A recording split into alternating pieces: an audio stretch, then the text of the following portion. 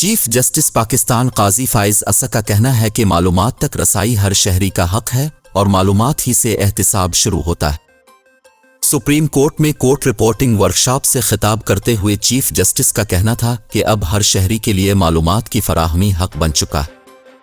कानून कहता है वफाकी हुकूमत के ताबे इदारों पर मालूमात की फराहमी लाजिम है। आइन के शक 19 में आज़ादी सहाफ़त का जिक्र है। रोशनी दिखाते चलीं तो मुआशरा ठीक हो सकता है। सुप्रीम कोर्ट के फैसले पर मालूमात तक रसाई अब सबका हक है। चीफ जस्टिस का कहना था कि अब जो शख्स इदारा मालूमात नहीं देना चाहता इसे बताना चाहिए क्यों नहीं दे रहा। 4 साल तक फुल कोर्ट की मीटिंग नहीं हुई थी।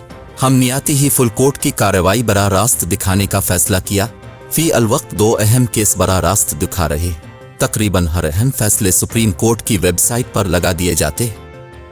जस्टिस काजी फाइज असा का कहना था कि हमने खुद को आपके सामने एहतिसाब के लिए पेश कर दिया है। हम खुद क्यों ना आवाम को बताएं कि हम क्या कर रहे हैं। अवामी टैक्स से चलने वाले इदारे से मुताल्लिक मालूमात आवाम को मिलनी चाहिए। अहम केस लाइव दिखा रहे हैं। लोग समझें और सवाल उठाएं। लोग गलत फहमी पर किसी पर इल्ज़ाम तराशी ना करें। चीफ जस्टिस का कहना था कि 3 माह के दौरान 5305 मुकदमात निपटाए गए। पहली बार हुआ कि दाखिल मुकदमात से ज़्यादा मुकदमात निपटाए गए। पहली बार एक खातून सेशन जज को रजिस्ट्रार सुप्रीम कोर्ट तैनात किया गया।